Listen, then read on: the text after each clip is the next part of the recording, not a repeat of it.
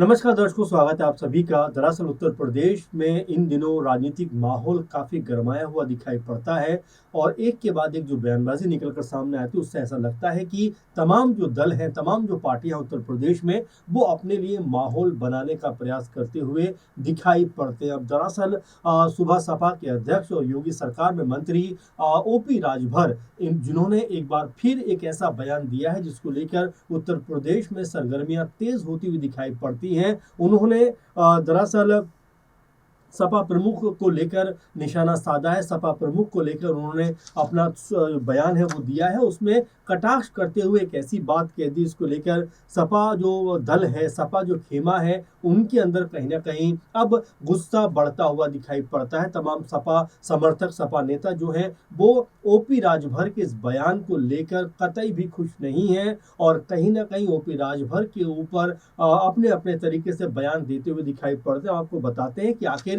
OP Rajbhar ने कहा क्या है, क्योंकि उनके बयान ने काफी हद तक उत्तर प्रदेश में राजनीति का जो माहौल है उसका पारा काफी ज्यादा हाई कर दिया है। आपको बता दें कि एक्स पे किए गए उनके पोस्ट में लिखा है कि वे सपा प्रमुख सत्ता पाने को इतना अधिक लालायित हैं, यानी कि अखिलेश यादव सत्ता में आने को इतना ज्यादा उत्तेजित उत्सुक है कि वो घर में शौक होने के बावजूद भी अपनी राजनीति से बाज नहीं आ रहे हैं। उन्होंने कहा कि नसीहत दी है कि ओपी राजभर ने ये भी कहा है कि भाई कम से कम भाई की 13वीं तक तो रुक जाते, उसके बाद राजनीति कर लेते। ये कहना है ओपी राजभर का। और जिस तरीके से प्रतीक यादव का निधन हुआ है उसको लेकर भी उन्होंने टारगेट किया है कि अखिलेश यादव जो है वो राजनीति करने में इतने ज्यादा उत्सुक है कि घर में मातम का माहौल है, उसके बावजूद भी अखिलेश यादव और राजनीति करने से बाज नहीं आ रहे।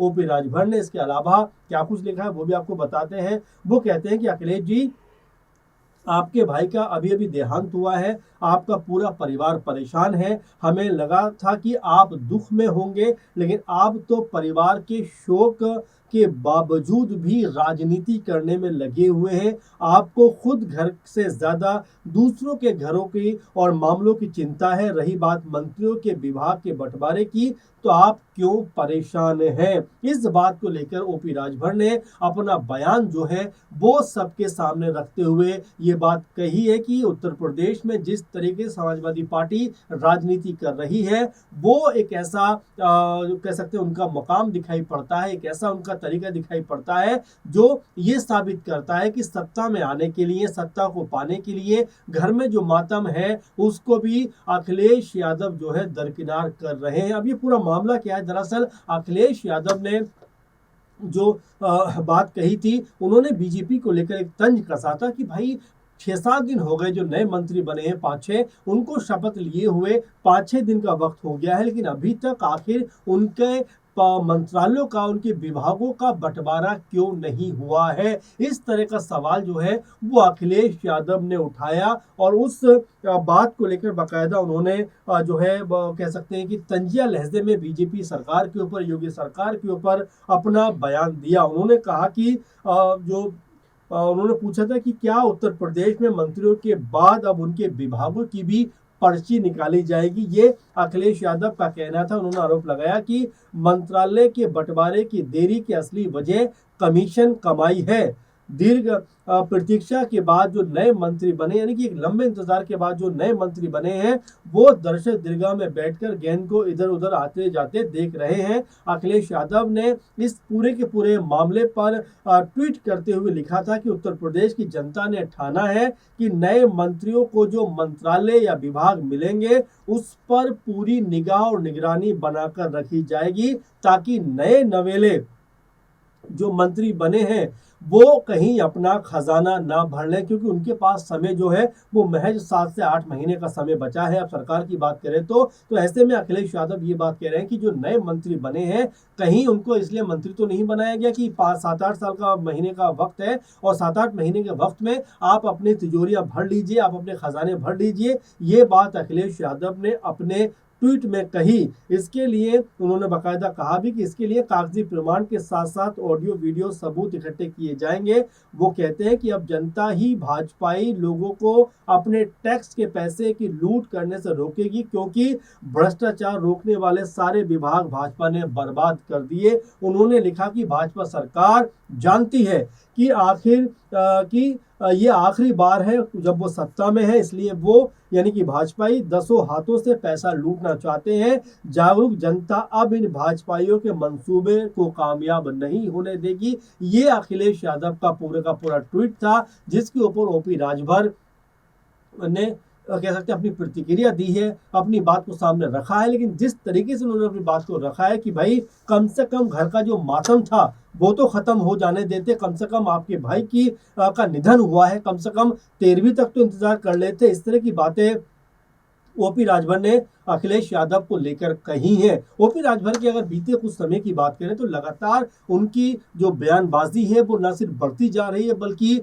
ये भी कहीं ना कहीं वो साबित करने का प्रयास कर रहे हैं कि बीजेपी के अंदर उनकी अच्छी खासी इस समय पकड़ है, बीजेपी में अच्छी खासी पूछ है। क्योंकि बिना बीजेपी से पूछे वो कहते हैं कि आजमगढ़ की तमाम जो 8-9 सीटें हैं वहां पर हम अपने प्रत्याशी उतारते हुए दिखाई पड़ेंगे। कई सीटों पर तो उन्होंने कहा है कि यहाँ पर हमारे प्रत्याशी उतरेंगे। उसको लेकर संजय निषाद भी नाराज दिखाई पड़े थे उस वक्त कि भाई आखिर पहले से पहले वो फैसला कैसे कर सकते हैं। लेकिन ओपी राजभर क्योंकि इस समय पूरे उनके जज्बात जो है वो उमड़ते हुए दिखाई पड़ते हैं। ये भी कहा जा रहा है कि ओपी राजभर कम से कम बीजेपी से 20 से 25 सीटें चाहते हैं, क्योंकि अखिलेश सरकार में उनको अखिलेश यादव के साथ जब उनका गठबंधन हुआ था उस समय आई थिंक उनको 17 सीटों पर चुनाव लड़ने का मौका दिया गया था।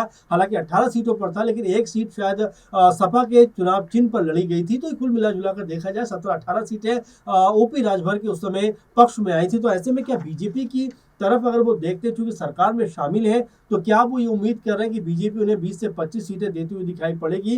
कई सूत्र बताते हैं कि वो इस उम्मीद में बैठे हुए हैं कि बीजेपी सपा से भी ज्यादा उनको सीटें देगी। अब क्या ऐसा होता हुआ दिखाई पड़ेगा? क्योंकि चिराग पासवान भी जो है उत्तर प्रदेश में चुनाव लड़ने के लिए आ रहे हैं, मुकेश सहनी भी उत्तर प्रदेश में चुनाव लड़ने के लिए आ रहे हैं, और यहाँ पर ओपी राजभर जो है वो अपने मन से तमाम सारी बातों को कहते हुए गढ़ते हुए दिखाई पड़ते हैं। अब ऐसे में जिस तरह का बयान सपा प्रमुख को लेकर उन्होंने दिया है और जिस तरह से उनके दुख को भी उन्होंने इस समय जो है कह सकते हैं राजनीति के तौर पर कह सकते हैं पेश किया है, क्योंकि वो ये कहते हुए नजर आ रहा है कि भाई अखिलेश यादव जी अभी आपके घर में देहांत हुआ है, मौत हुई है, निधन हुआ है, तो आखिर आप क्यों राजनीति के अखाड़े में उतरना चाहते हैं? क्यों अभी से अनाप शनाप बयानबाजी करना चाहते हैं? क्यों अभी जो है पॉलिटिकल तौर पर एक्टिव होना चाहते हैं? वो ये कहते हैं कि कम से कम भाई की 13वीं तक का तो इंतजार कर लेते हैं। इस तरह के शब्द का जिस तरह से उन्होंने इस्तेमाल किया है उसको लेकर सपा खेमे में खासकर नाराजगी दिखाई पड़ रही है।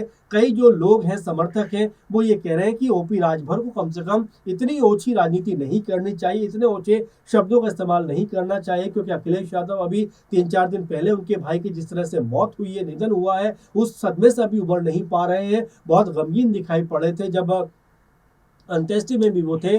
तो प्रतीक यादव की बेटी के साथ में जिस तरह से वो उसको संभालते हुए दिखाई पड़ रहे थे सोशल मीडिया पर, उसको लेकर भी एक काफी ज्यादा चर्चाएं रही कि अखिलेश यादव न सिर्फ पार्टी को संभाल रहे हैं बल्कि अपने पूरे परिवार को भी संभाल रहे हैं। लेकिन इस बीच जिस तरह से ओपी राजभर ने जिन शब्दों का इस्तेमाल किया है वो कहीं ना कहीं ये बताता है कि क्या अब इस तरह के दुखद मामले भी क्या राजनीति का एक बिंदु बन सकते हैं, क्या राजनीति का एक तरीका बन सकते हैं? तो ये ऐसी चीजें हैं जो लगातार हो रही हैं। और यहाँ पर ओपी राजभर जिस तरह की बयानबाजी कर रहे हैं, ये बयानबाजी सिर्फ सपा को लेकर नहीं है। एक समय जब वो सपा के साथ में गठबंधन में थे तब बीजेपी के नेताओं को लेकर तमाम तरह के अनाप शनाप बयानबाजियां किया करते थे। तो ऐसे में बड़ा सवाल ये बन जाता है कि अखिलेश यादव अब ओपी राजभर के इस बयान पर क्या कहते हुए दिखाई पड़ते हैं, और जो बात ओपी राजभर ने कही है उसको लेकर क्या कह सकते हैं कि सपा के नेताओं की तरफ से भी कोई प्रतिक्रिया सामने आएगी? तो फिलहाल अभी देखा जाए तो उत्तर प्रदेश में इस बयान के बाद में सियासी माहौल गर्म है। आने वाले दिनों में देखना होगा कि किस तरह से इस पूरे के पूरे बयान पर खासकर ओपी राजभर की जो राजनीति है वो सपा के साथ में जो टकराव की स्थिति बनती हुई दिखाई पड़ रही है वो किस तरह से आगे और आने वाले दिनों में कह सकते हैं कि इसके ऊपर जो प्रतिक्रिया है और जो कह सकते हैं वाद विवाद है वो बढ़ता हुआ या उसके ऊपर अंकुश लगता हुआ दिखाई पड़ेगा। फिलहाल के प्रोग्राम में इतना ही। आप लगातार बने रहिए और लगातार अपने विचार हमारे साथ साझा करते रहिए। नमस्कार।